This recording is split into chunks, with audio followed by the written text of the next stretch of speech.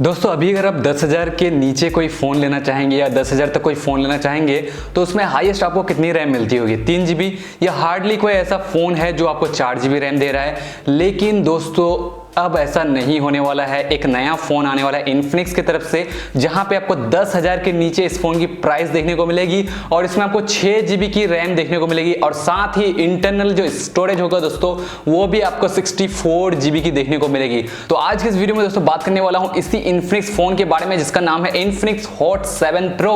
और ये जो फ़ोन है दोस्तों जून के महीने में लॉन्च होने वाला है। सारी चीज़ें आज के इस वीडियो में बताऊंगा कि फ़ोन कैसा होने वाला है, इसकी स्पेसिफिकेशन क्या है, क्या कुछ फीचर्स के साथ ये फोन लॉन्च होगा और क्या आपको इस फोन को लेना चाहिए, सारी चीजें आज की इस वीडियो में। तो वीडियो को लाइक जरूर कीजिएगा और अगर आपको अच्छा लगे हमारा चैनल तो सब्सक्राइब करके बेल आइकन को प्रेस कर दीजिएगा। तो कुछ इस तरह का डिजाइन जो है दोस्तों आपको इस फोन में देखने को मिलेगा। पीछे आपको डुअल रियर कैमरा मिल रहा है और आगे जो है दोस्तों आपको एक बड़ी सी नॉच देखने को मिल रही है जो कि आज के ट्रेंड के हिसाब से शायद आपको पसंद ना आए।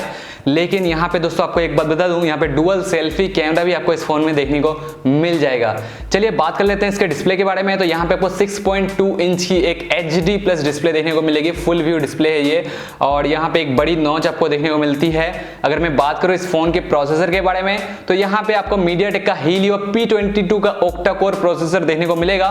तो परफॉर्मेंस वाइज ये जो फोन है ठीक ठाक होने वाला है। बहुत ज्यादा अच्छा परफॉर्मेंस हम लोग को देखने को नहीं मिलेगा। दोस्तों इन्फिनिक्स के फोन तो काफी अच्छे होते हैं लेकिन एक चीज इन्फिनिक्स की अच्छी मुझे नहीं लगती, ये जो प्रोसेसर यूज कर रहे हैं ना वो उतना खास नहीं यूज कर रहे हैं। यहाँ पे अगर मीडियाटेक हीलियो P60 या P70 यूज कर देते तो ये जो फोन है और भी चलता। जैसा मैंने आपको बताया फोन 6 GB रैम के साथ आएगा तो रैम की कोई भी दिक्कत आपको नहीं होने वाली है। स्टोरेज भी आपको 64 GB मिलने वाली है, तो रैम स्टोरेज को लेकर आपको टेंशन लेने की जरूरत नहीं है।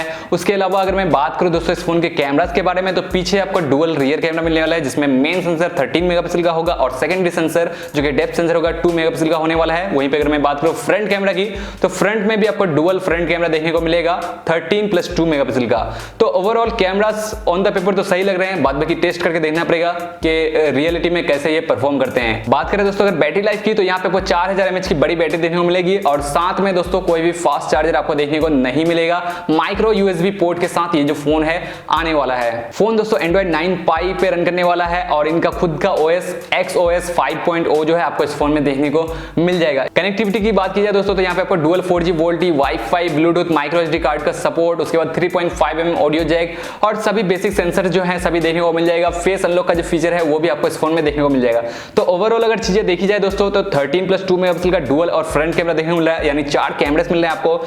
यहाँ पे 6 GB की रैम मिल रही है, 64 GB की स्टोरेज मिल रही है और बैटरी लाइफ भी यहाँ पे 4000 mAh की है। तो ओवरऑल अगर देखा जाए नॉर्मल यूजर्स के लिए ये जो फोन है काफी अच्छा होने वाला है। लेकिन बस एक ही चीज मुझे इस फोन की अच्छी नहीं लगी, वो है इसका नॉच। अगर यहाँ पे एक वाटर ड्रॉप नॉच के साथ ये फोन लॉन्च होता तो वाकई ये जो फोन है काफी कमाल कर सकता था। बाकी दोस्तों आप बताओ आपको कैसा लगा ये फोन। ये जो फोन है जून के महीने में ही लॉन्च होगा इंडिया में और प्राइस इसकी 9,999 रुपए हो सकती है। इस वीडियो में इतना ही, मिलता हूं मैं आपसे अगली किसी वीडियो में, तब तक के लिए